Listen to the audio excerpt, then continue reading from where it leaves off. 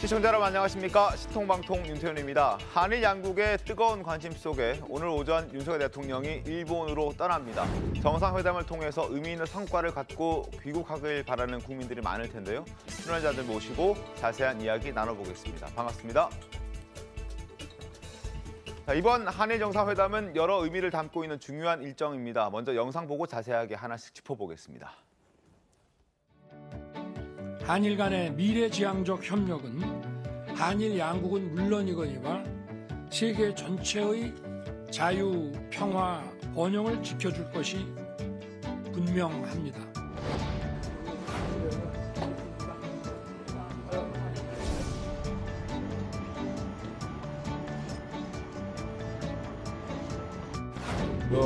関係強化に向けて取り組む機会としたい。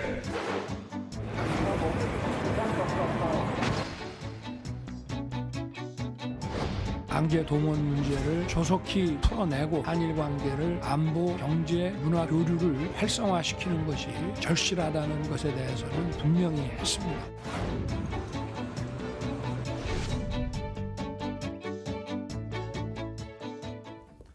자, 일본 현지에서도 윤 대통령의 방일을 굉장히 환대하는 분위기입니다. 특히 일본 언론들이 대서특필하고 있는 그런 상황인데요.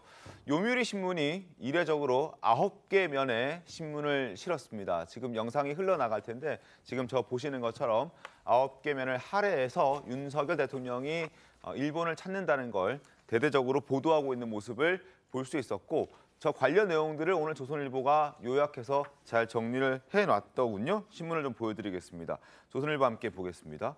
자, 저 내용 중에 여러 가지들이 있겠지만 그중에서도 눈에 띄었던 것은 또 역시나 뭐 어떤 음식을 좋아하느냐 이런 부분들도 인상적이었습니다. 과거 일본이 항상 정상들이 방문할 때는 유년 시절을 또 그 인연을 언급하면서 윤 대통령, 다른 정상들도 강조해 줬던 그런 적이 있는데 이번에도 마찬가지였습니다. 윤석열 대통령이 과거 일본에 방문했을 때 어릴 때 부친을 따라서 도쿄에 왔었는데 그때 메밀국수와 장어덮밥을 가장 좋아했었다라는 내용도 일본 언론에 실려 있어서 또 조선일보가 보도를 했습니다. 윤 대통령 방일 띄우는 일본 언론 요미우리 이례적으로 윤 대통령 인터뷰 9개 면을 할애해서 보도했고, 일본의 경제지 중에 하나인 니혼게이자의 신문도 이례적으로 2차 친교한다, 만찬을 2차례 한다는 부분을 강조해가면서 이야기를 했습니다. 윤 대통령이 언제 일본 가서 메밀국수와 장어덮밥을 즐겨 먹었는지는 여기 신문에 나와 있는데요. 아버지가 1965년 한일 양국의 국교 정상화 이듬해인 66년에 대학에 1년간 다녔는데 그때 가족과 함께 일본을 찾아서 우에노역에서 기차를 타고 아버지 아파트까지 갔던 기억과 그때 먹었던 메밀국수 그리고 장어덮밥의 기억까지 언급하면서 자세하게 윤 대통령의 어떤 유년 시절의 일본에 대한 기억을 다시금 보도를 하고 있었습니다. 자, 유년 시절 인연까지 언급해주면서 이번 한일 정상회담에 공을 들이는 모습, 우리뿐만 아니라 일본도 마찬가지다라고 볼 수 있겠죠? 네, 그렇습니다. 일본 언론이 특히 이렇게 공을 들이는 것이 지금 한국의 윤석열 대통령이 결단을 내렸다. 네. 한일 관계가 5년 동안 최악의 어떤 상황이었는데 이 한국이 먼저 손을 내밀고 결단을 내렸는데 그만큼 그것을 존중해야 된다라는 분위기가 일본 언론과 또 시민단체와 국민들 사이에 있습니다. 그리고 네. 또 한 가지는 지금 기시다 총리에 대해서 압력을 넣는 그런 상황도 연출되고 있어요. 즉 우리도 그만큼의 어떤 성의를 보여야 된다. 그런 그 기반 하에서 지금 윤 대통령이 오는 어떤 상황들을 보통 일본은 그렇죠. 진심으로 손님을 접대한다는 오모테나시라고 해서 손님의 입장에서 어떻게 접대를 할 것인가 최상의 어떤 그 손님 접대라고 하는 그런 태도를 지금도 보이고 있는 겁니다. 즉 윤석열 대통령 어린 시절에 이런 일이 있었고 또 어린 시절이 7살 때 정도예요. 보면 66년이니까 60년생이시고 그러면 7살 때의 어떤 추억이라고 한다면 정말 신기했을 거잖아요. 우리나라에서 먹어보지 못했던 했던 한 음식을 먹고 그것이 아직까지도 기억에 남는 그런 음식이라고 한다면 그래서 그것을 이야기하면서 거기에 준하는 그런 이 향수를 불러일으킬 수 있는 그런 접대를 하겠다라고 지금 일본 쪽에서는 준비를 하고 있다라는 것을 요미우리 신문이 이렇게 강조를 하고 있습니다. 알겠습니다. 자, 오므라이스 반찬 등 성의 있는 회담을 준비하고 있는 일본인데 과거 다른 나라 정상들이 일본을 찾았을 때는 어떤 음식을 또 대접했을지도 궁금해지는 대목입니다. 장윤미 변호사님, 어떤 음식들이 대접이 됐습니까? 일단 과거에도 좀 소탈한 음식 같은 것을 좀 대접하기도 했었고요. 네. 그리고 이 조 바이든 대통령이 갔을 때는 아주 굉장히 고급 음식점에서 이 기시다 후미오 총리의 부인이 실제로 뭐 차를 따르기도 하고 예우를 좀 다하는 모습이 좀 포착되기도 해서 일본이 이제 외국의 정상을 대접할 때 뭔가 극진히 대접한다는 인상을 줄 때 이렇게 외부에서 식사를 하는 자리가 좀 종종 포착되기도 했었습니다. 그렇습니다. 오바마, 트럼프 대통령도 갔을 때도 뭐 인상적인 장면들이 좀 있었던 것 같은데요, 장윤미 변호사님.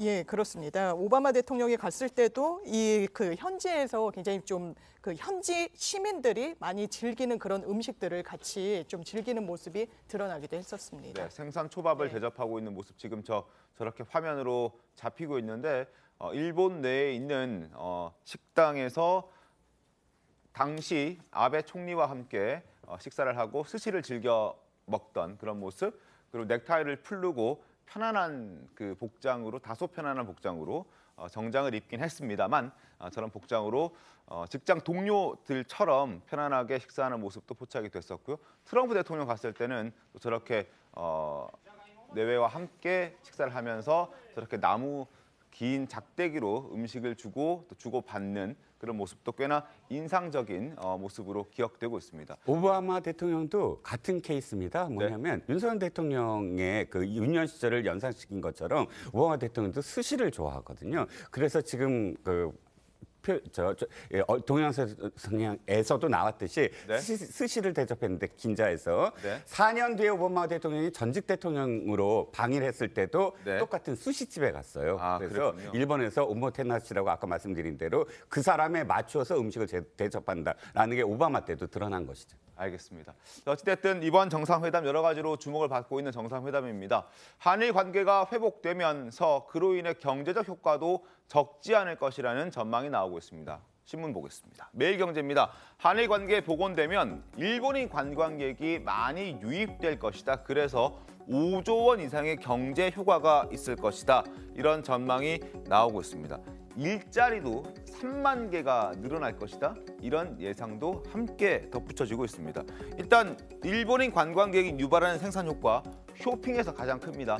2조 300억 원으로 가장 컸고 그 이후에 먹고 자야 하니까 숙박이라든지 식음료 구매, 교통 순으로 나타났습니다. 일자리 역시 비슷한 부문에서 나타났는데 쇼핑과 숙박에서 13,000여 명, 7,400여 명의 일자리를 얻을 수 있다. 식음료 구매에서도 5,400명, 교통도 1,000명 이상의 취업자가 신규로 발생할 수 있다. 이런 경제적 효과까지 기대가 큰 그런 상황입니다. 그러나 이런 것들 다 포함하고 그럼에도 불구하고 가장 중요한 것은 아무래도 의전이나 경제 효과 이런 것도 물론 중요하겠지만 그보다 중요한 것이 이번에 가는 가장 큰 목적인 지금 제3자 변제와 관련된 여러 가지 이슈들에 대해서 뾰족한 성과가 있어야 할 것이라는 전망들이 함께 나오고 있습니다. 윤 대통령도 그 중요성을 잘 알고 있을 겁니다. 최근에 공개된 대통령실에서 공개한 쇼츠 영상 하나 보겠습니다. 강제 동원 문제를 조속히 풀어내고 한일 관계를 안보, 경제, 문화 교류를 활성화시키는 것이 절실하다는 것에 대해서는 분명히 했습니다. 김대중 오부치 정신을 계승해서 미래지향적으로 협력을 하겠습니다.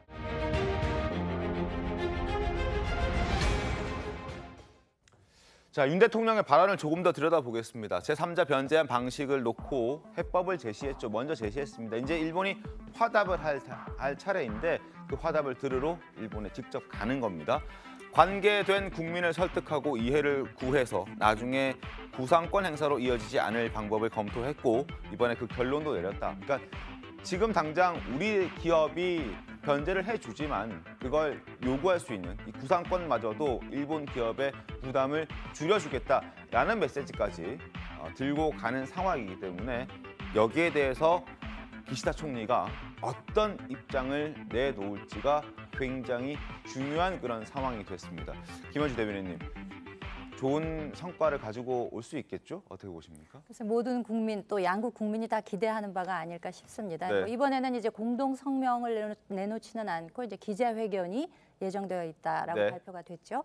사실상 이명박 대통령이 지난 그 노다 총리를 방문했던 이후에 이제 정상이 12년 만에 지금 처음으로 방문을 하면서 셔틀 외교가 이제 복원되는 것이 아니냐 이런 기대감이 높아지고 있죠. 사실 외교 무대에서 정상회담이 있고 뭐 강요가 방문하는 고위급 회담이 있고 실무 회담이 있는데 이 정상회담이 갖는 또 특히 네. 방문을 해서 갖게 되는 의미는 상당히 큽니다. 이게 어떻게 보면은 양국 관계를 견인하는 역할, 굉장히 이제 선제적 역할을 할 수 있을 것으로 이제 기대가 모아지고 있는데요. 기시다 총리는 사실 지난번 그 박근혜 정권 때 12.28 위안부 합의 당시에는 외상이었습니다. 그래서 어떻게 보면 실무를 주도했었다가 그 위안부 합의가 다음 정권 우리 문정부에서 이제 뒤집어지는 바람에 굉장히 그에 대한 트라우마가 있습니다.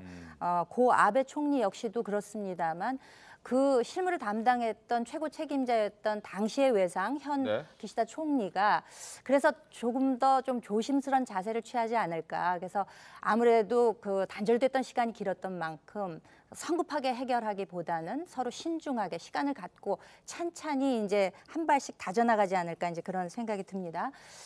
일본에서 그 지난 식민 지배에 대한 과거사에 대한 담화를 발표한 적이 몇 번 있었거든요. 미야자 담화라든가 고노 담화, 무라야마 담화를 계승을 해서 1998년에 김대중 대통령이 일본에서 이제 새로운 한일 관계를 위한 뉴 파트너십 선언이라는 걸 하면서 네. 당시에 일본 총리가 통절한 반성이라는 그 문구가 들어가 있는 그 공동 성명을 직접 읽기도 했었는데요.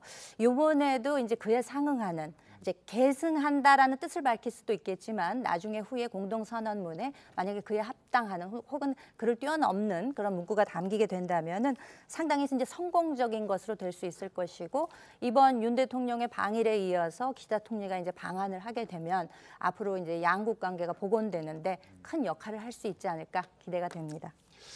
저는 일본이 네. 일본을 방문한 우리 한국 대통령, 우리나라 대통령을 저렇게 환대해주고 네. 언론이 구계면을 쓰고 또 예능 프로에도 소개한다고 하더라고요. 뭐 우리 대통령이 좋아하는 음식까지 보도하는 거 저는 뭐 좋습니다. 네. 근데 참 한편으로는 솔직하게 씁쓸한 마음을 감출 수가 없어요. 만약에 기시다 총리가 강제징용 우리가 정말 잘못했다. 한반도 불법 지배 우리가 정말 사과합니다. 과거사 반성하고 독도 섬에 넣는 거 빼겠습니다. 자기 섬에 넣은 거. 이렇게 하고 우리 전범 기업들이 모두 배상하겠습니다. 했다면 저는 기시다 총리가 그러고 우리 서울에 온다면 저라도 일장기 들고 나가겠습니다. 그리고 우리 언론, 저도 기자 오래 했으니까 네. 모든 언론들이 칭송할 겁니다. 그래서 대통령께서 뭐 한일 관계 잘 하겠다는 걸 누가 반대하겠습니까? 우리의 미래 파트너죠. 현재의 파트너도 하고 미래 협력 파트너 맞습니다. 그런데 이제 우리 국민들은 이번에 내놓은 우리 정부의 일방적인 협상도 아닙니다. 우리가 일방적으로 발표한 거죠. 제3자 변제안에 대해서 많이 반대하시고 지적을 하기 때문에 참 안타깝고 저는 국민의힘이 여당이 어제부터 계속 나오는 게 물잔에 물을 우리가 반을 채웠다. 네. 이제 일본이 반을 채워야 됐다라고 네. 이렇게 좀 압박을 하는 걸 보면은 박진 외교부 장관이 그런 얘기를 했었죠. 네. 예, 여당도 그렇고요. 하는 걸 보면은 조금 상황이 좋지는 않은 것 같습니다. 만약에 일본과 얘기가 잘 되고 했다면 공동선언문에 정말 사죄의 표현이랄지 앞으로 어떻게 배상을 하겠다든지 협조를 하겠다는 게 들어갈 텐데 그 선언문이 아예 없다는 거는 일본 측의 입장이 변하지 않고 있다. 특히 뭐 변한 정도가 아니고 일본 외무상은 이미 강제징용은 없었다는 표현까지 하지 않습니까? 네. 이런 상황에서 이번 한일 정상회담이 정말 잘 되길 바라는데 그렇지 못하고 우리 국민 입장에서 볼 때는 너무 일방적인 굴욕적인 것만 우리가 내준 것만 있지 않느냐 한다면 그런 후폭풍도 더 적지 있지 않을 않을까 것이다. 이런 우려가 좀 됩니다. 네, 네, 알겠습니다.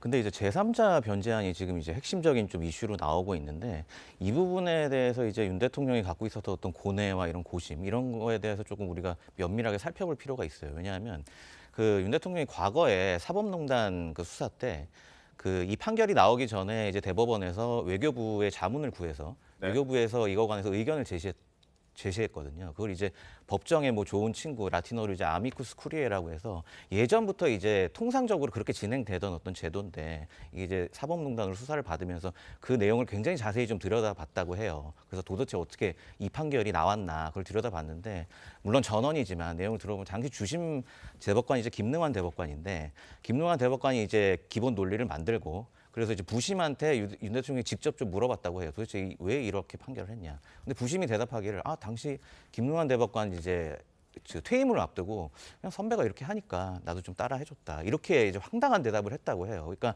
이렇게 보면 사법부에서 이 판단을 할 때도 어떻게 보면 굉장히 제대로 된 어떤 법리 판단이라기보다 물론 뭐 저는 그 말을 100% 믿고 싶지는 않아요. 네네. 대법원의 어떤 권위도 있으니까 그리고 어쨌든 전원이라고 하니까 근데 이런 대법원에서 요걸 약간 좀 문제가 있는 판단을 한 게 맞고 이거 때문에 이게 계속해서 지금 한일 관계가 지금 꼬여 있는 거거든요. 그러니까 지금 우리는 계속 이제 윤 대통령이 이 사안에 대해서 고심하고 있고 이제 풀고 있고 계속 이슈가 지금 행정부에 집중이 되는데 이 한일 관계의 파탄의 원인이 과연 어디에 있는가? 사법부가 이 처음에 판단을 왜 이렇게 했으며 이 판단 과정은 어땠는지에 대해서 좀 더 자세히 좀 들여다볼 필요가 있고 그 다음에 또 하나 지적하고 싶은 건 지금 계속해서 제3자 변제안 얘기하면서 지금 일본의 어떤 성의 있는 어떤 태도를 계속해서 좀 촉구하는 그러니까 계속해서 좀 기대를 하고 있어요. 근데 이게 나중에 문제가 될 수 있는 게 이미 지금 안은 정해졌어요. 지금 일본이 참여하지 않는 상태로 안은 확정이 됐는데 계속해서 지금 일본한테 기대한다.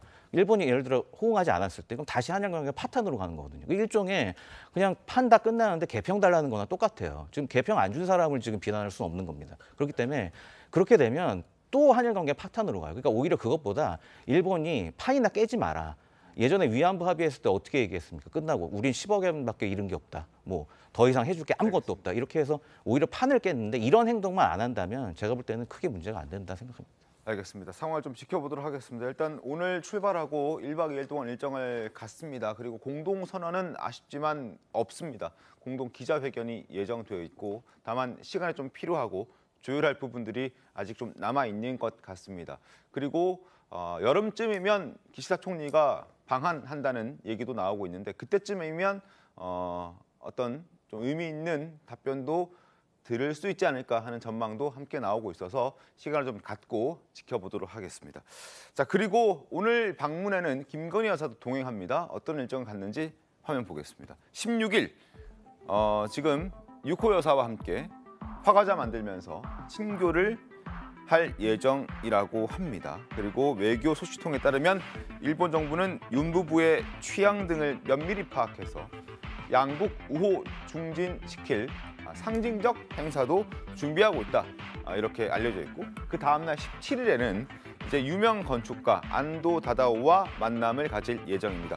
오사카에 거주하는 안도 다다오가 윤 부부의 방일을 맞아서 도쿄로 와서 두 사람의 만남이 이루어진다고 하는데 2016년 르코르비지의 전 이 기획과 관련해서 인연이 있었다라고 알려지면서 이번에 반가운 마음으로 두 사람이 만남을 갖게 된다고 합니다.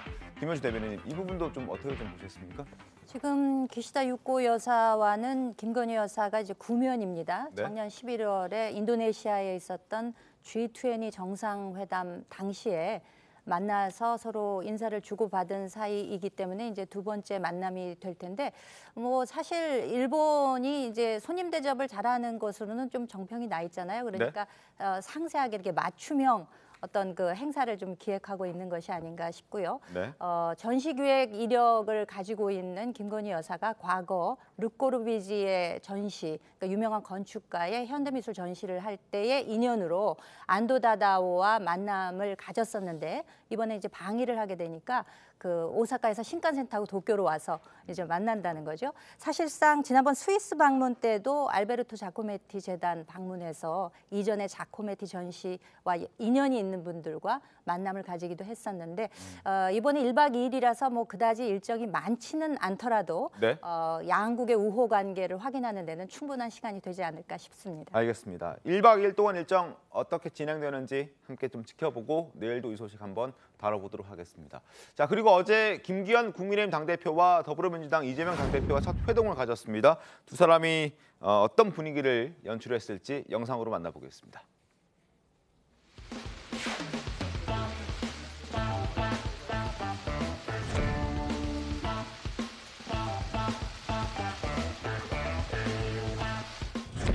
김 대표님이 오시니까 카메라가 많이 늘어났습니다. 양쪽 땅에 다 온 것 같은데.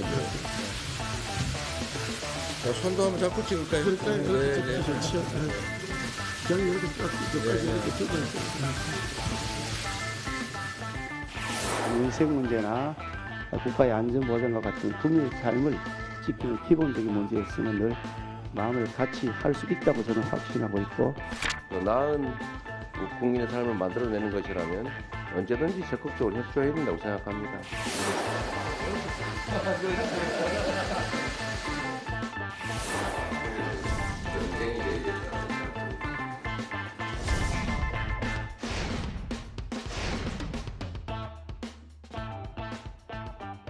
자, 공개된 그 시간 동안은 화기애애한 다소 분위기 나쁘지 않았다고 합니다. 그러나 비공개로 전환됐을 때 그 17분 동안에는 서로 조금 미묘한 감정들도 드러났다고 하는데 신문 보면서 더 짚어보도록 하겠습니다. 첫 회동을 했고 김기현 당대표가 격주로 밥 먹자, 우리의 만남을 이제 앞으로 정례화하자 이렇게 얘기를 했는데 이재명 대표가 뭐 그럴 것까지 있느냐, 그냥 수시로 만나자는 정도만 합의를 하고 정해놓고 만나는 것은 다소 좀 불편하다 이렇게 얘기를 했다고 합니다. 그리고 비공개에서는 저런 얘기도 나왔다고 하는군요. 매일 녹화하면서 무슨 또 정례화하자는 거냐 이런 얘기도 나왔다고 하는데 어쨌든 국민의힘 쪽에서 제시한 정례화에 대해서 더불어민주당 이재명 대표는 그러고 싶지 않다라는 뜻을 분명히 전달한 것 같습니다. 그래서 이재명 대표는 수시로 만나자 정도는 이해를 하겠다. 그러나 당대표가 됐으니 아마 만날 시간이 그렇게 많지는 않을 것 같다라는 얘기도 했다고 하는군요. 어쨌든 민생 문제 협치를 강조하면서 신경전은 계속됐다. 이렇게 좀 봐야 될 것 같습니다. 이종국 평론가님. 세 글자로 상견례잖아요. 상견례죠. 만나는 겁니다. 즉 양쪽에서 선수가 교체됐을 때 국민들이 희망을 갖는 건 지금 정당 간의 어떤 갈등이 있더라도 이렇게 새롭게 교체된 사람이 만나는 계기가 아이고 지금까지 겪었던 모든 문제들은 전임자 문제예요. 저는 새롭게 해보겠습니다. 라는 식으로 접근할 수 있잖아요. 네. 그렇기 때문에 이 만남 비공개에서 몇 가지 좀 이견이 있었던 것으로 보입니다. 그러나 그건 또 너무 당연한 것이고요. 네. 국민들은 그 비공개에서 나왔던 말들을 유념하진 않을 겁니다. 워낙에 지금 정색 국면이고 또 진영 정치, 분파 정치가 너무 오래 지속되면서 피로도가 지금 쌓이고 있지 않습니까? 네. 그러면 사법 리스크니 뭐니 이건 일단 개인적인 문제고 나중이고 지금 국민들이 겪는 건 무역 수지 어마어마하게 지금 수개월 동안 적자입니다. 수출 안 되고 있죠. 또 여러 가지 어떤 문제들이 산적해 있습니다. 그러면 희망을 거는 것은 그래 격주로 만나든 뭐를 만나든 앞으로 만날 수 있는 그런 자리가 일단 상견례로 시작이 됐다라는 거예요. 격주로 밥 못 먹겠죠. 매번 지금 재판도 있으시고 또 여러 가지로 또 바쁘신 부분들이 있기 때문에 그걸 약속을 못 하겠지만 저는 희망을 갖습니다. 어쨌든 새로운 만남이 시작이다라는 겁니다. 한민수 대변인 어떻습니까? 참 저 여야 대표가 만나기까지 근 윤석열 정부 출범하고 거의 처음이죠. 거의 한 1년 됐습니다. 그렇죠? 1년 네. 돼서 저는 저 모습을 이제 안에 들어가지는 않았습니다만은 영상과 사진으로 보면서 좋았습니다. 그리고 저 못지않게 많은 우리 국민들이 저 사진 한 장 네. 그리고 같이 만나시는 그 뉴스를 보면서 영상에 안도감을 느끼거나 그래 저런 모습을 보여준 게 좋다. 김기현 대표님 저렇게 일주일 만에 오셔가지고 민생 얘기하는 거 저는 평가합니다. 그리고 이재명 대표 여야 여러 차례 말씀하셨는데 여야 간에 대선 때 내놓은 공약들이 겹치는 게 상당히 많아요. 그래서 대선 공약 중에 법으로 할 건 법으로 하고 정책으로 할 건 정책으로 공통으로 추진하자 이 말씀 어제도 했고 경제가 진짜 사실 이건 여야를 떠나서 진짜 어렵다는 건 모두 인식하잖아요. 여기에 대해서 범국가적인 비상경제회의를 좀 하자 했는데 일단 그런 부분들이 다음 또 만남 아니면 정책기관이랄지 여러 단위에서 협의를 하면 저는 여야 간에 충분히 이루어질 수 있다고 봅니다. 네. 그래서 민생 앞에는 여야가 어디 있고 진보 보수가 어디 있겠습니까? 지금 우리 국민들이 힘들어하는데 그래서 민생과 안보 분야 이런 것들은 나머지 것들은 제껴놓더라도 네. 저렇게 오늘 손잡은 저 모습 보십시오. 그래서 네. 했으면 좋겠고 여기에 하나 첨언을 한다면은 네. 이재명 대표가 대통령께도 네. 8차례 이상 만나서 회담을 하자. 형식 관계없다. 네. 단둘이 만나자는 거 아니다. 모든 정당을 부르셔도 되고 원내대표단을 불러도 된다. 하지만 야당 만나서 협조할 거는 말씀하시고 우리가 돕겠다 이렇게 했으니까 지금의 대통령 일본 갔다 오셔서 일본한테도 저렇게 하잖아요. 지금 우리가 피해자인데. 근데 왜 안에서는 못합니까? 저는 대통령도 생각을 좀 바꾸셔가지고 네. 했으면 좋겠습니다. 알겠습니다. 국민 삶 보듬는 거 아니겠습니까? 네. 자, 어제 김기현 당대표 그리고 더불어민주당 이재명 당대표 그 만남을 물꼬로 또 여야가 협치하는 모습 많이 좀 봤으면 하는 바람 저도 갖고 있습니다. 자, 지금부터는 화제 속 인물들 만나보는 그런 시간인데요. 오늘 이 사람 첫 번째 인물 소개해드리겠습니다. 전두환 전 대통령의 손자입니다. 전 대통령의 손자가 갑자기 자신의 SNS를 통해서 자신의 일가에 대한 폭로를 쏟아냈습니다. 파장이 커지고 있는데 영상으로 먼저 만나보겠습니다. 저는 전두환 전 대통령의 손자이자 전재용 씨의 아들 전 제 할아버지가 학살자라고 생각합니다. 그리고 그는 저희의 나라를 지킨 영웅이 아니라 범죄자일 뿐입니다.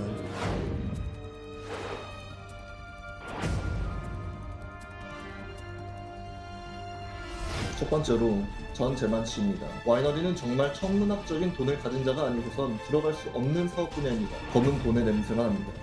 저의 할머님 이순자 씨입니다. 이는 이동 4택이 구비되어 있는 스크린 골프 시설입니다. 돈이 없다던 저희 가족들은 어디에서 모를 돈이 계속 나와서 아직도 잘 먹고 잘 살고 있습니다. 저희 모든 사람들의 죄를 고백하고 저 또한 제 죄를 전부 다 고백하고 처벌받도록 하겠습니다. 관련해 신문 보겠습니다. 동아일보 함께 살펴보시죠. 전두환 손자, 돈이 없다던 자신의 집에 돈이 많다. 검은 돈이 많다. 그리고 여전히 우리는 잘 먹고 잘 살고 있다. 집에 스크린 골프장도 마련되어 있어서 이렇게 할머니 골프를 치고 있다. 뭐 추정되는 사람입니다만 전두환 전 대통령의 손자는 자신의 할머니가 맞다라고 이순자 씨가 맞다라고 이야기를 했습니다. 그리고 뭐 저렇게 전두환 전 대통령이 손자들과 함께 침대에 누워서 촬영하고 있는 사진 찍힌 모습도 공개가 돼 있습니다. 자, 전두환 전 대통령의 손자가 이렇게 얘기하죠. 동영상, 골프 치는 동영상을 올리면서 뭐 이제 돈 많다, 집에 있다 이래 했는데 여기에 대해서는 이제 전 대통령이 살아 있을 때 자녀들이 돈을 모아서 마련해 준 것이다. 이런 해명도 나온 상태이기도 합니다. 그리고 손자가 이런 얘기합니다. 부모들이 지금 미국의 시민권을 획득해서 도망갈 생각을 갖고 있다. 대통령의 자녀들이 다른 나라 시민권을 획득한 건 만약에 이번에 획득을 한다면 처음이 될 겁니다. 여기에 대해서도 본인들은 인정을 했습니다. 뭐 도망갈 생각이 있는 것이 아니라 원래 갖고 있었는데 그게 취소가 됐다가 큰아들의 초대로 다시 시민권을 갖게 될 수도 있다. 그런 신청을 해놓은 것은 맞다. 다만 도망갈 것은 아니다라고 얘기를 했고 전재용 씨 또 이런 얘기합니다. 뭐 인정하죠. 시민권 취득 절차는 진행하는 것이 맞는데 지금 이렇게 손자 자신의 차남이 이런 얘기를 하는 것은 그 아들 역시 정신적으로 문제가 있다. 마약 얘기까지도 나왔습니다. 그래서 정상 생활이 불가능한 상황이기 때문에 이런 얘기를 폭로하는 것이다. 이렇게 얘기를 합니다. 폭로가 된 내용들을 조금 더 살펴보도록 하죠. 할아버지는 학살자다. 영웅이 아니라 범죄자다. 연희동 자택에는 스크린 골프 시설도 있다. 아버지와 새어머니는 출처모를 검은 돈을 사용해서 삶을 영위하고 있다. 한국에서 전도사라는 사기 행각을 벌이며 지내고 있다. 작은아버지는 와이너리를 운영하는데 여기에서 검은 돈 냄새가 난다. 이런 얘기들을 하고 있는 그런 상황입니다. 왜 갑자기 이렇게 했을까요? 일단 이해하려고 만약 노력을 한다면 이것이죠. 전두환 일가라고 이름 붙여진 그런 가족의 일원으로 평생을 살았을 겁니다. 우리 전두환 일가라고 이름 붙여졌다는 건 무슨 의미일까요? 전두환이라는 사람이 어떻게 살았고 어떻게 부정축제를 했고 어떻게 국가 내란 음모죄로 지금 형을 살았고 이 모든 것들을 지금 가족이라고 해서 지탄을 받았을 겁니다. 국내에서 만약에 생활했을 때 제가 전두환의 죄송합니다. 손자입니다. 라고 떳떳하게 이야기하는 그런 삶을 살 수가 있었을까요? 매년 5월만 되면 이름이 오르내리거나 혹은 부정축제 즉 할아버지가 살아 있었을 때 바깥에 나가기만 해도 바로 기사화되는 그런 세상을 살았지 않겠습니까? 그러면 손자들 그러니까 그 가문의 일원으로서 상식적으로 욕을 그러니까 비판을 받는 그런 삶이 힘들었을 거라고 저는 생각을 합니다. 그래서 이 폭로라는 부분에서 학살자, 범죄자 이것은 굉장히 주관적인 어떤 판단일 수가 있는데 왜냐하면 그것이 왜 그렇다라고 이야기를 안 했으니까. 하지만 나머지 부분들은 어느 정도 사실 국민들이 알고 싶어하는 부분들 예를 들어서 29만 원밖에 없었다라고 하지만 그러나 그 호화로운 삶이 어떻게 이루어졌는지 골프 치러 다니거나 이런 것들이 어떻게 해서 이루어졌는지 또 그 아들들이 갖고 있었던 정말 호화로운 그런 삶 그들이 정말 피땀 흘려서 그렇게 벌지 아니한 돈 수십억 수백억 원의 돈을 어디서 난 건지 이런 궁금증이 있었는데 하나씩 둘씩 지금 이야기에서 나오고 있습니다. 그래서 저는 더 이상 궁금해하지 말자라는 생각입니다. 뭐 혹시나 이렇게 지금 언론에 보도되더군요. 워낙에 뭐 어머니가 뭐 세 분이고 뭐 아버지가 뭐 세 번의 결혼을 했으니까 그리고 집안에서 굉장히 우울한 어떤 자신의 어떤 삶을 살았고 이렇게 지금 보도가 되고 있는데 저는 그 보도도 잘못됐다고 생각합니다. 이 본인이 어떠한 삶을 살았던 것이 중요하지 않고 또 이 계기가 어떠한 계기가 있는 것도 중요하지 않습니다. 중요한 건 공공성, 즉 이 안에 포함되어 있는 우리 국민들이 알아야 될 내용들, 이 알아야 될 내용들이 더 중요하다는 거죠. 그래서 개인사 또는 가족사로 이것을 덮지 말고 이 사람이 더 이야기를 하고 더 많은 것들을 국민들 앞에 당당하게 얘기를 해서 단죄돼야 될 것은 아직도 늦지 않았다. 단죄되고 또 회수돼야 될 것, 법적으로는 아직 문제가 있지만 회수돼야 될 것은 더 회수하는 계기로 삼아야 된다는 생각입니다. 장윤 변호사님, 네. 뭐 지금 이 손자도 앞으로 더 적극적으로 뭔가 더 알리겠다는 그런 그렇습니다. 뭐 의지를 갖고 있는 거죠? 예, 오늘 뭐 새벽에도 실시간 방송을 했다 뭐 이렇게도 전해지기도 하고요. 그리고 그 내용 자체가 상당히 좀 구체적입니다. 일단 가족들은 일단 정신적으로 좀 아프다라고 이야기하는데 최근까지 회계법인에서 근무를 했었고요. 그런 부분이 있고 또 하나는 이 사람이 정신적으로 어쨌든 아픈 것과 별개로 지금 담아내는 사실들이 상당히 구체적입니다. 네. 실제로 뭐 스크린 골프 어떤 와이너리 이야기도 하지만 현재 군 장교에 대해서도 비위 사실을 폭로한 게 있는데 실제로 재직하고 있는 사람들이 특정이 됐어요. 군에서 들여다보고 있습니다. 그렇다면 이번에 본인 가족과 관련해서 이른바 검은 돈이라고 칭한 부분 하나의 추징의 계기가 마련될 수도 있는 겁니다. 네. 검찰이 전두환 씨 일가의 재산을 굉장히 열심히 추적을 했지만 상당히 소기의 성과는 거두질 못했습니다. 끝까지 법적으로 다투고 했었거든요. 그런데 지금 상속된 사람들한테는 범죄 수익을 직접적으로 추징할 수 있는 법적 근거는 없지만 이 범죄 수익을 은닉하는 하나의 흐름이 포착이 된다거나 돈의 흐름을 좀 뒤져봤을 때 뭔가 의심스러운 부분이 나온다면 이게 또 수사기관이 좀 수사에 착수할 그런 여지도 남아있어 보입니다. 알겠습니다. 자, 지금 이 전두환 전 대통령의 차남이자 또 폭로를 한 손자의 아버지인 전재용 씨는 자신의 아들이 앞서 신문에서도 말씀드렸듯이 정신과적으로 병력을 안고 있고 마약까지 언급하면서 뭔가 정신적으로 문제가 있는 정상적인 생활이 불가능한 사람이다. 그래서 이러한 폭로를 하고 있다. 사실이 아니다라는 취지의 어떤 얘기들을 하고 있습니다. 그런데 여기에 대해서 폭로를 한 그 손자는 전혀 다른 얘기하고 있습니다. 반박하고 있는데 목소리 조금 더 들어보겠습니다. 저의 가족들이 저를 미로 프레임을 씌울까 봐 이거를 보여드립니다. 병원에 오랫동안 입원을 해 있다가 결국에 아무런 문제가 없습니다. 나오셔도 됩니다 해서 나와서 지금 정상적으로 몇 달간 일을 아주 열심히 잘 하고 있습니다. 모든 행실도 정상적으로 하는 사람입니다. 믿으셔도 돼요. 저런 거 보면 이미 김진진 변호사님, 가족 내에서는 저런 폭로를 할 것이라고 예상을 했다? 이렇게 봐도 됩니까? 뭔가 서로 정신적으로 문제가 있다 없다라는 부분에 대해서 서로 공방들이 이미 사전에 있었던 것 같다는 생각도 드는데요. 네, 내용을 보니까 일단 불화가 좀 있었던 거는 맞는 것 같아요. 일단은 뭐 이제 아버지가 이제 여러 번 좀 결혼을 하면서 본인이 이제 친어머니도 아니고 뭐 이런 가족 내에서 여러 가지 좀 분란이 있었던 상황은 분명 맞는 것 같고 네. 그리고 본인도 뭐 이제 아버지 입장에서는 자꾸 이제 개인의 어떤 일탈 뭐 자꾸 이제 병력을 언급한다든지 뭐 심지어 뭐 마약 얘기도 나오고 네. 치부하려고 하는 것 같은데 본인은 지금 나와서 이렇게 나는 뭐 우울증이 약간 있었긴 했지만 이 부분은 이미 다 치료가 돼서 네. 굉장히 정상적인 정신 상태다. 그래서 가족 간의 어떤 뭐 이런 의견차 이런 게 있는 건 분명한 것 같고 근데 뭐 이게 원인이 뭐냐 이제 왜 이렇게 갑자기 이런 행동을 했을까 좀 생각을 해보면 일단은 뭐 가족과의 불화도 불화지만 본인이 어쨌든 20대고 굉장히 좀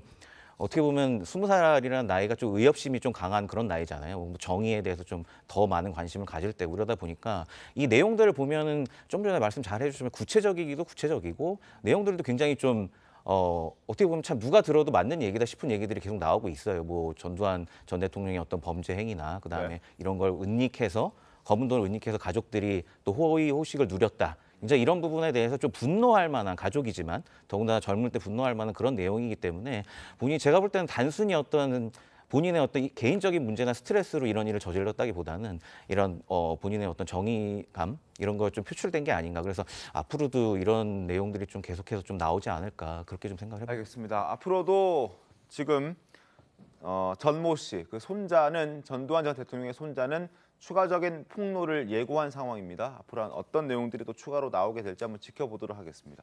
두 번째 인물 만나볼 텐데요. 두 번째 인물은 바로 출연료 횡령 등의 문제로 또 가족들과 불화를 일으켜서 법정 공방까지 벌이고 있는 방송인 박수홍 씨 이야기입니다. 어제 박수홍 씨가 법원에 출석을 했습니다. 형의 형사 재판에 출석을 했는데 증인으로 출석했습니다.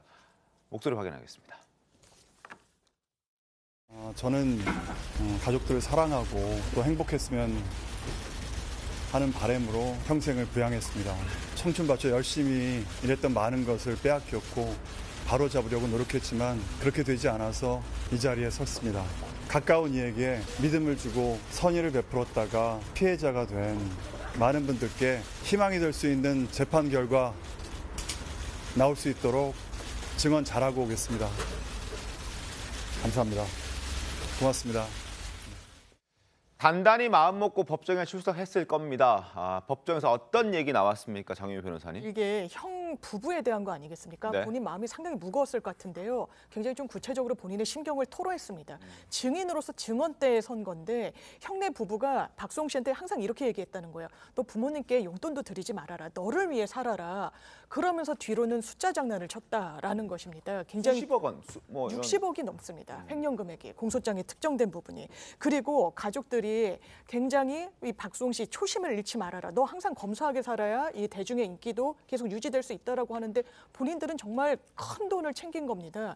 그러면서 또 하나의 이야기를 하는 게 얼마나 가족을 고소하기까지는 쉽지 않은 선택이었다라는 부분을 또 이야기하기도 했는데요. 네. 이 문제가 터지니까 형네한테 계속 연락을 했다는 거예요.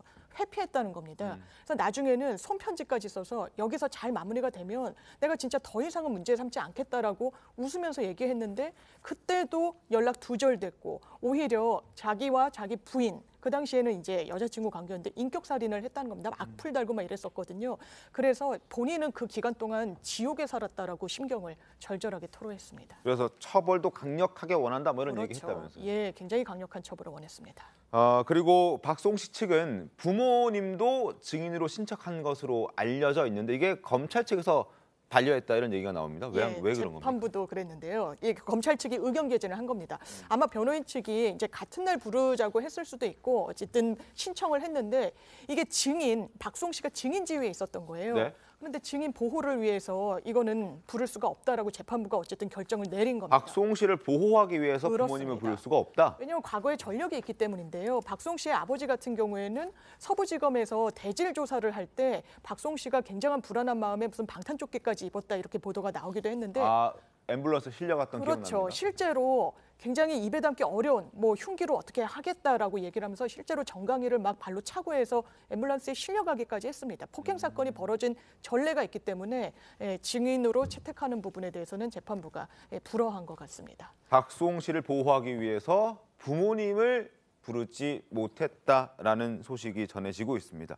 형사 재판이었습니다. 이 결과에 따라서 김진진 변호사님, 민사상 재판에도 영향을 당연히 주겠죠? 네, 그렇습니다. 법문에도 이제 명확하게 돼 있는데 우리 민사소송법에도 그 형사재판에서 이제 형사재판의 결과나 형사재판의 어떤 증거 이런 것들이 민사재판에서의 어떤 유력한 그런 증거가 될 수 있다 이렇게 법조문에도 명시를 하고 있고 실제로도 뭐 실무에서도 그런 사례들이 많은 게 민사재판은 보통 어쨌든 원피고 간에 어떤 당사자 간에 진행되는 사안들이 좀 복잡한 게 많아갖고 시간도 좀 오래 걸리는 경우가 많습니다. 그렇기 때문에 형사재판 같은 경우에는 어쨌든 국가가 좀 개입해서 강제 절차로 들어가고 그리고 형사재판의 원칙 중에 하나가 좀 신속성이기 때문에 이렇게 먼저 형사재판을 좀 진행해서 하고 증거들을 모은 다음에 이 판결문과 증거들을 그대로 이제 민사소송에 검토하는 경우가 많기 때문에 이번 형사재판도 추후에 이 민사재판에 상당한 영향을 끼칠 거라 그렇게 보여집니다. 알겠습니다. 자, 박수홍 씨까지 만나봤고 마지막 인물 만나보겠습니다. 세 번째 인물은 두 사람인데요.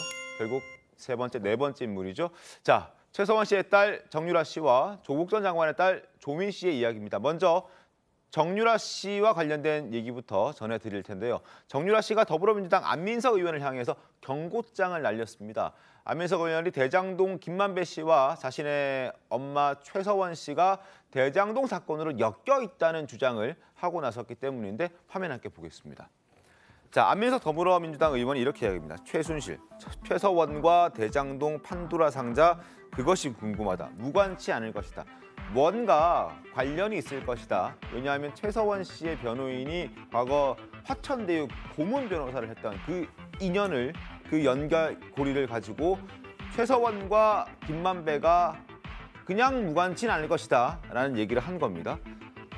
그에 대해서 정유라 씨는 아니 또 우리를 걸고 넘어지냐. 참는 건 이제 끝났다. 안 의원과 민주당이 후회할 날이 올 것이다.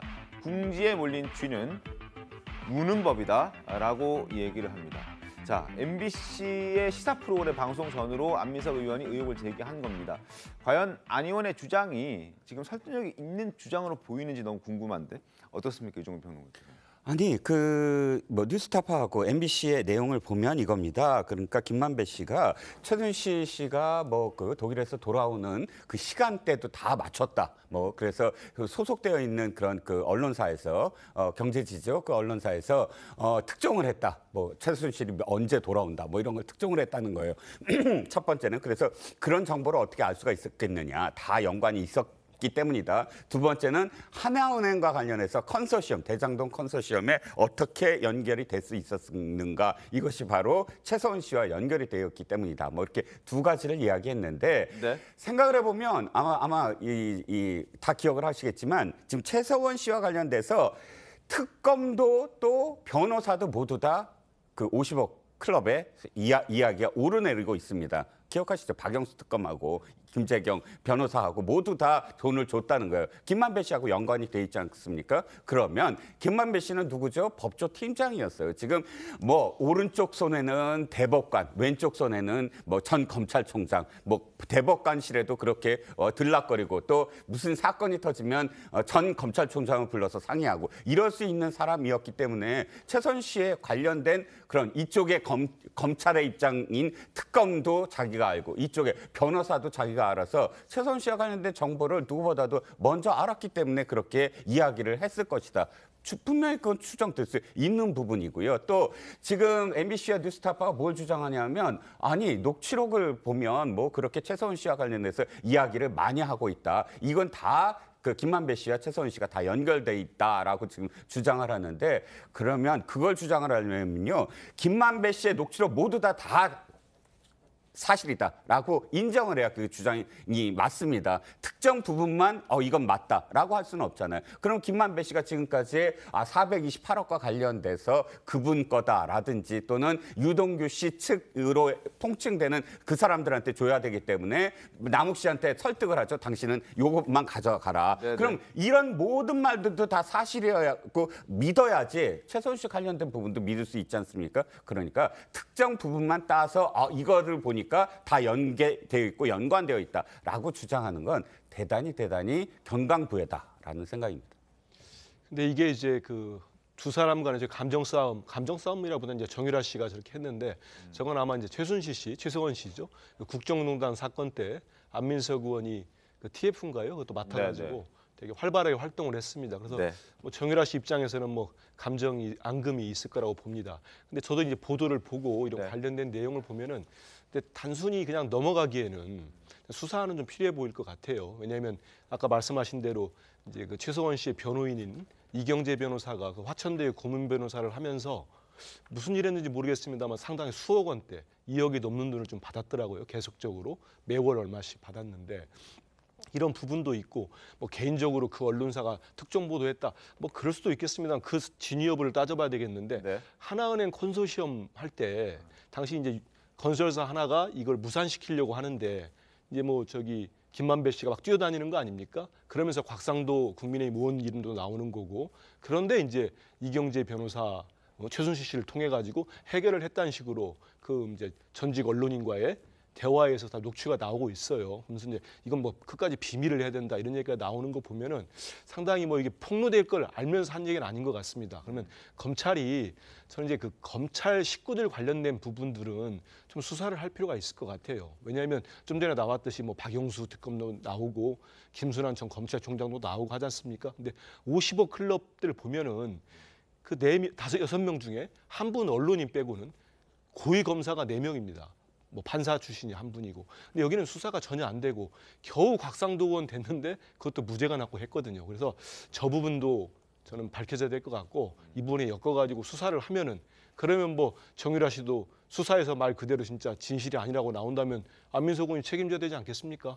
하지만 알겠습니다. 수사 역시 안 되고 있기 때문에 수사를 촉구할 필요는 있다. 이런 생각이 듭니다. 알겠습니다. 안민석 의원 과거 지금 최서원 씨의 은닉 재산이 뭐 해외에 있다 뭐 이래가지고 그거 가지고 이제 또 명예훼손으로 허위사실 공표 뭐 이렇게 해서 1심에서는 1억 손배소하라라고 판결이 나왔는데 2심에서 그게 뒤집혀서 뭐 최서원 씨가 또 패소한 적도 있었습니다. 이제 대법원 판결을 기다려야 되는 상황인데 이것 또한 감정 싸움으로 가면서 또 한 번 또 법적 다툼을 하지 않을까 뭐 그런 생각도 들긴 하는데 어찌됐든 안민석 의원이 최서원 씨를 또 한 번 거론하면서 정유라 씨도 발끈하는 그런 상황을 말씀을 좀 드렸습니다. 자, 다음 인물 조국 전 장관의 딸 조민 씨 소식을 전해드릴 텐데 조민 씨가 오늘 오후에 진행되는 자신의 부산대 의전원 입학 취소 재판에 증인으로 출석할 예정입니다. 지난해 6월 재판이 시작되고 처음 이제 출석하는 건데요. 화면 보겠습니다. 부산대 의전원 입학 취소 관련해서 재판 출석 의지를 드러내고 있습니다. 뭐 재판에 꼭 출석해야 될 필요는 없다라고 알려져 있는데 본인이 가겠다라고 해서 오늘 증인으로 출석합니다. 기본적으로 원고 본인 증인 신문은 안 해도 되지만 본인이 원해서 하는 것이다. 재판은 공개하고 특별한 증인 보호 조치는 없을 것이다. 이렇게 얘기했습니다. 그리고 최근에 SNS 굉장히 활발하게 하고 있습니다. 어떤 얘기가 있는지 들어보겠습니다. 저는 떳떳합니다. 부끄럽지 않게 살았고요. 표창장으로 의사가 될 수는 없습니다. 그 당시에 입시에 필요했던 항목들에서의 제 점수는 충분했고 그리고 어떤 것들은 넘치기도 했습니다. 저는 도망가고 싶지 않습니다. 저는 한국에서 정면으로 제 방식대로 잘 살 겁니다. 자, 법정에서 어떤 모습, 어떤 얘기 나올지 한번 지켜보도록 하겠습니다. 지금까지 떳떳하다고 얘기를 해왔던 만큼 어떤 발언이 나올지 더더욱 궁금해지는데 얘기가 들리면 그때 또 말씀을 드리겠습니다. 자, 지금부터는 민주당으로 가보겠습니다. 이재명 대표가 어제 민주당 내 최대 의원들의 모임인 더미래와 간담회를 가졌습니다. 그리고 이 자리에서 전면적인 인적 쇄신 요구가 제기가 됐는데 그러나 친명계에서는 되레 방탄을 강화하는 방안도 검토 중이라는 소식이 전해졌습니다. 관련해 신문 보겠습니다.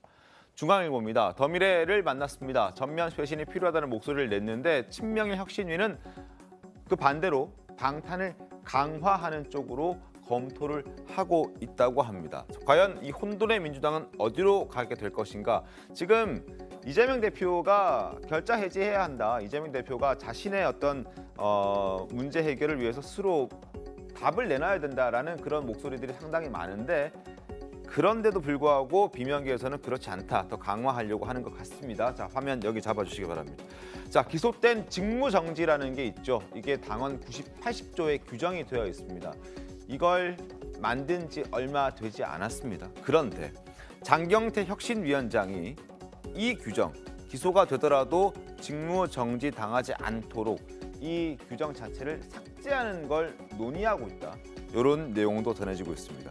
더미래에서는 제언을 했습니다. 이재명 대표는 잘 듣겠다라고 얘기를 했는데 과연 잘 듣고 잘 행동할 수 있을지는 좀 지켜봐야 될 것 같고 전문가들도 본인이 해법을 내놓아야 한다라는 그런 메시지를 내놓고 있습니다.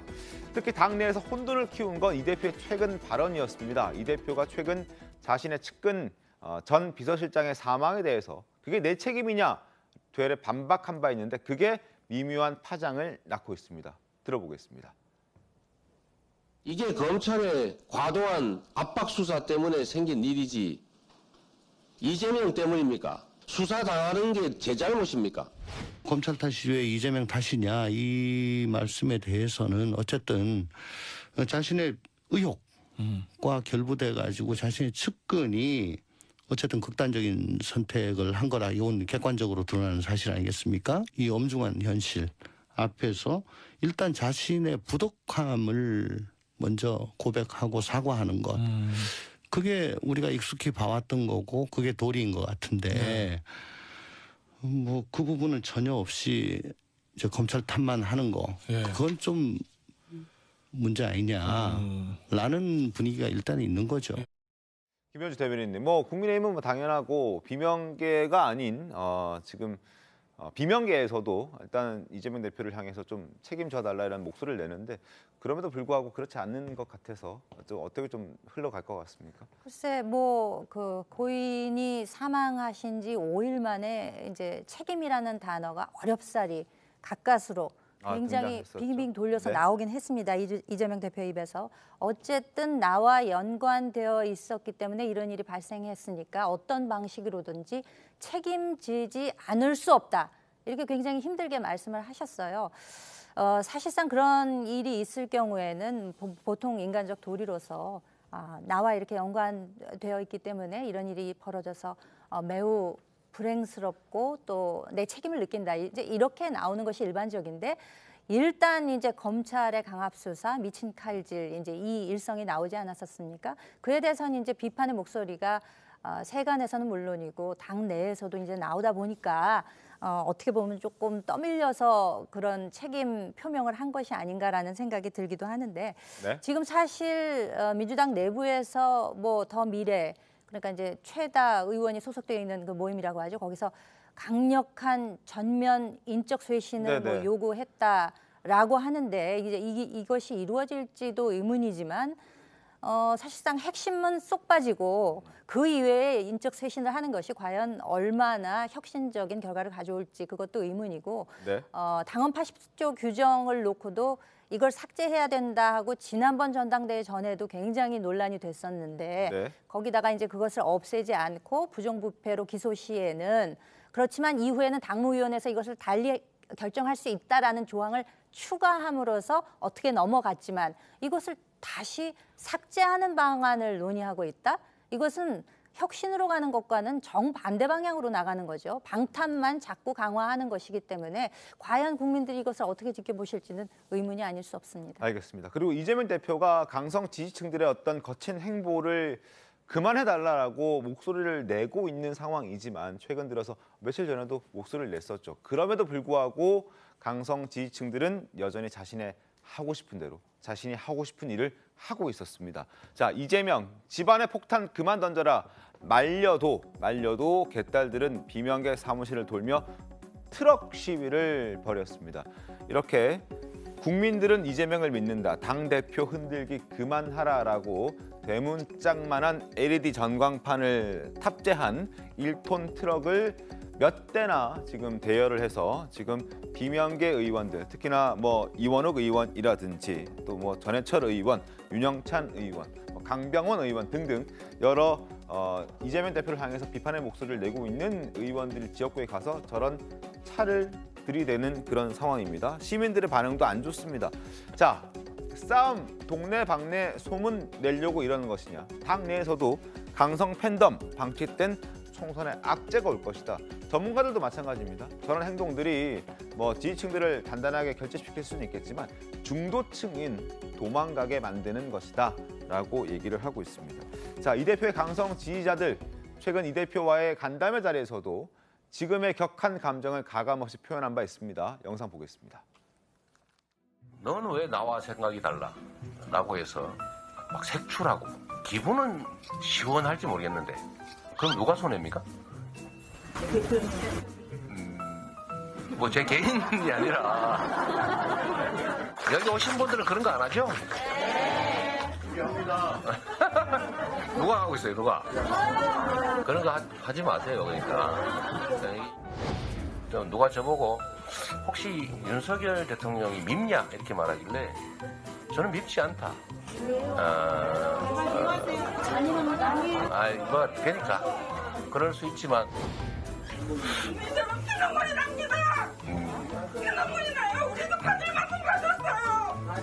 제가 그 어머니 그런 말씀하실 심정은 모르는 바는 아닌데, 네. 그럼 어떻게 하실 건데? 확 엎어버릴 거예요? 대표님도 힘드시더라고 말씀을 하세요. 우리랑 똑같이. 그만하세요. 자, 네, 그만하시고요. 자, 저러한 상황이었습니다. 말려도 말릴 수 없는, 그만큼 이재명 대표를 지지하고 이재명 대표를 좋아한다 이렇게 볼 수밖에 없을 것 같은데 하면서 되면 그래도 좀 저렇게 이 대표가 지지자들 향해서 좀 얘기를 하면 진짜 좀 들어주면 더 좋지 않겠습니까? 많은 분들이 네. 대표의 진정성을 알고 이제 자제 촉구를 하신 게 벌써 한두 번이 아니거든요. 예. 10여 차례 된 것 같습니다. 네. 그리고 화요일 날도 저도 뭐 현장에 있었습니다. 2시간 정도 이제 강원 그 간담회를 했는데 간담회하면서, 네. 그 시종 일관 대표는 당을 책임진 사람이 나고 여러분들이 민주당에도 그렇고 나에게도 도움이 되지 않는다. 그러면서 당의 단합과 화합을 해치는 행위는 하지 말아달라. 좀 전에 보셨습니다만 또 거기 오신 당원분들은 또 본인이 말씀을 또 하고 싶어 하시고 참 적극적 열성적이신 분이죠. 그분들 입장도 있을 겁니다. 네. 하지만 대표는 2시간 동안을 계속 그 말씀이 전체 흐름이었어요. 자제해달라. 우리가 차이가 있더라도 내부에서 그러면 안 된다. 밖에 있는 상대가 있지 않느냐 이런 말씀을 했고 그러고 난 다음에 이제 저 트럭 시위가 또 있으니까 어제 같은 경우 또 메시지를 또 냈습니다. 이거 정말 그만해달라. 네. 또 했기 때문에 그리고 이제 이제 온라인상에 이른바 이제 대표가 그제 얘기도 했지만 문재인 대통령을 무슨 뭐 칠적 이런 식으로 표현한 게 있어서 그날도 대표가 아주 강한 어조로 이건 정말 있을 수 없는 일이다. 문 대통령님은 우리 민주당의 큰 중심이고 어른인데 있을 수 없다 했는데요. 그래서 당에서는 이게 아무래도 우리 지지자보다도 뭐 온라인상에 누가 만든지 모르지 않습니까? 그래서 수사 의뢰를 할 방침을 제가 알고 있습니다. 아직 한 건 아니고 검토 중이다. 뭐 법률에서 검토를 하고 있는데요. 네. 왜냐하면 법적으로 따져봐야 되니까 바로 할 걸로 봅니다. 왜냐하면 있을 수 없는 일이에요. 이거는 그렇기 때문에 밝혀내야 되니까. 그럼요. 누가 했는지 우리 지지자가 설사 우리 지지자라도 이거는 과한 거죠. 대표가 저렇게까지 얘기하기 때문에 안 했으면 좋겠고요. 이제 우리 지지자들의 마음은 충분히 당원들의 마음은 아는데 우리 민주당과 이 대표를 위해서라도 자제했으면 좋겠다는 말씀드리고 네. 좀 전에 나왔던 이제 뭐 당원 80조 얘기를 간단하게 말씀드리면 그렇습니다. 장경태 혁신위원장이 아침에 입장을 냈는데 이게 아마 혁신위로 그 제안이 뭐 수백 가지가 오지 않습니까? 와가지고 그 중에 온 거는 맞는데 논의되거나 결정된 게 전혀 아니다. 논의 자체가 안 됐다. 그래서 급한 뭐 공천제도랄지 이런 것들 이후에 제안에 온 거에 대해서 전체를 놓고 논의할지 말지 검토를 하겠다는 입장이니까요. 뭐 결정된 게 아닌 게 보도되면서 좀 논란이 되지 않았나 이런 생각이 듭니다. 알겠습니다. 제안이 왔고 검토 중이다. 확정된 것은 아니다. 이런 말씀을 해주셨습니다. 자, 어찌됐든 강성 지지층들 사이에서 돌았던 이른바 수박 칠적 포스터. 앞서도 한민수 대변인께서 출처두고 이런저런 혼란들이 이어지고 있다. 그래서 지금 경찰에 고발해서 이게 누가 만들어냈는지 밝혀내야 된다. 이런 의견들도 더불어민주당 내에서는 있다라고 얘기를 했습니다. 그런데 이 대표는 이건 변복을 입은 사람들이 만들어낸 것이다 평가했습니다. 강성 지지자들 사이에서도 그 가능성이 제기가 됐는데 개혁의 딸들의 목소리 한번 들어보겠습니다. 대선 기간 중에는 사실은 전 남자친구한테까지 전화를 하면서 이재명 좀 뽑아달라. 그랬더니 전 남친이라면서요. 황당해 하더라고요. 그래서 선거 때문에 전화한 거니? 이래서 맞아. 일부 언론은 극렬 지지자 이런 표현을 쓰잖아요. 네. 이런 표현 딱 접하면 어떤 생각 드세요? 우리에서부터 더욱더 적극 지지자 그리고 젊은 지지자라는 표현으로 바꿔야겠다라는 생각을 좀 많이 하는 것 같아요. 그 이재명 대표 같은 경우는 바로 이 그 수박 실적 포스터 관련해서 저쪽 진영에서 변복시켜 파견한 그런 사람들이 그런 게 아닐까 싶다. 이런 일부 그럴 수 있다, 그럴 가능성이 있다고도 바라는 바요. 지지자분들이 자발적으로 이미 수박이란 표현도 자제하고 명단을 돌리거나 문자를 보내는 행위를 굉장히 많이 자제를 하고 계세요. 문재인 친문, 그다음 친명 이렇게 가르기 위한 또 정치적 프레임이 아닌가 이런 생각까지 듭니다. 자, 형사 고발 검토하겠다고 얘기가 나온 만큼 결과를 한번 지켜보고 과연 누가 만들었는지, 친명계가 만들었는지 아니면은 다른 측에서 만들었는지 한번 결과를 기다려 보도록 하겠습니다. 자, 지금부터는 오늘 밤 정말 놓쳐서는 안 되는 프로그램 하나 소개해 드릴까 합니다. 바로 조선일보 만나보겠습니다. 자, 무엇인지 아마 예상하신 분도 계실 텐데 오늘 미스터트롯 시즌2의 결승전이 열립니다. 우승 상금 5억 원이고 제2의 임영웅이 누가 나오느냐, 바로 오늘 밤 9시 30분에 새로운 진의 탕생으로 가려지게 될 겁니다. 시간도 30분 앞당겨서 저희 메인 뉴스도 8시 반부터 시작합니다. 그래서 9시 반부터 생방송으로 진행되는 결승전에서 제2의 임영웅이 탄생할 것으로 예상이 됩니다. 지금 이렇게 7명이 남아 있습니다. 진욱, 박성원, 최수호, 진혜성, 나상도, 박지현 그리고 안성훈 씨까지 이렇게 7명이 자신의 인생곡을 걸고 이제 진의 자리를 다들 노리게 됩니다. 자, 영상을 좀 보겠습니다.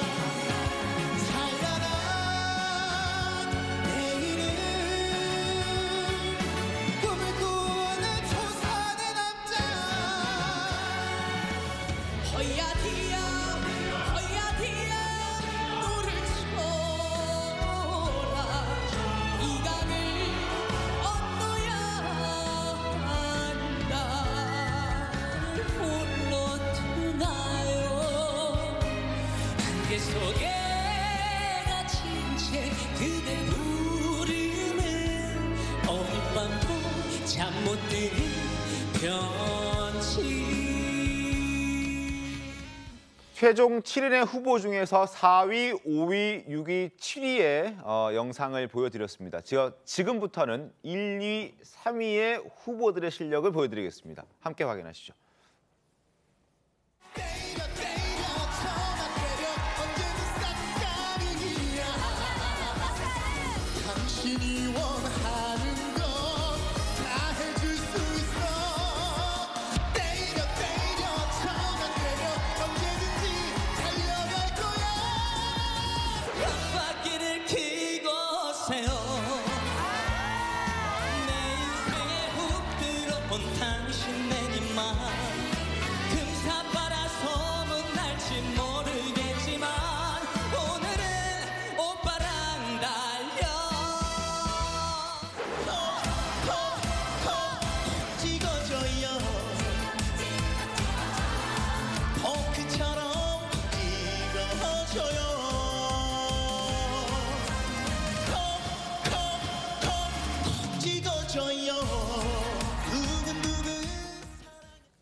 네, 자 7인의 후보를 만나봤습니다. 누구 하나 흠잡을 수 없을 만큼 쟁쟁한 노래 실력을 갖고 있는 사람들인데 그중에서도 한 명을 뽑긴 해야 됩니다. 정유미 변호사님. 네, 지금 들으신 것처럼요. 1등부터 7등까지 올라온 분들 일단 넘사벽 실력입니다. 다 노래는 정말 출중해서요. 오늘의 관건, 이 무대에 어떻게 임하느냐, 오늘의 컨디션이 어떻게 할 거냐. 정말 대형 무대에 서는 기회이기 때문에 긴장감이 정말 극도에 달할 수 있거든요. 그렇지만 좀 차분한 모습으로 이 대중들의 마음을 누가 사로잡을 것인가가 오늘의 관건일 것 같습니다. 알겠습니다. 지난 미스터트롯 시즌 1 때는 생방송 진행 중에 집계가 너무 많은 사람들이 몰려들면서 집계가 당일에 마무리되지 못해서 그 다음 주까지 결과를 기다렸고 한 번 더 편성해서 방송하게 되는 그런 초유의 사태까지 벌어지기도 했는데 이번에는 어떤 일이 벌어질지 또 누가 미스터트롯 시즌 2의 진이 될지 한번 지켜보도록 하겠습니다. 오늘 밤 9시 30분입니다. 자, 그리고 미스트롯과 미스터트롯 시즌 1을 통해서 국민 가수로 자리매김한 송가인 씨와 김호중 씨가 스페셜 무대를 선보일 예정인데요. 자, 두 사람의 듀엣곡 미리 만나보겠습니다. 당신을 만나 꿈 같은 사랑을 하고 당신을 만나 그리움의 눈물도 흘리고 언제나 내 곁에 이대로 머물러요.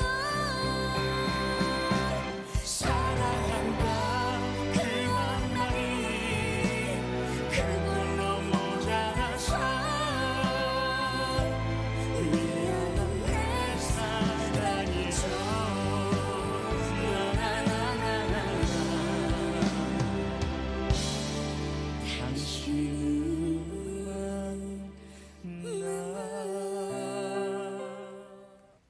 네, 두 사람의 목소리 언제 들어도 기분 좋고 감미로운 노래였던 것 같습니다. 자, 다시 한번 말씀드리지만 오늘 밤 9시 30분입니다. 대한민국 트롯 계보를 이을 주인공이 새롭게 탄생하는 순간 절대 놓치지 마시기 바랍니다. 잠시 뒤에 들어오겠습니다. 오늘 준비한 신통방통 여기까지입니다. 내일 더 신통하게 돌아오겠습니다. 고맙습니다. I heard you got arrested in the street last night.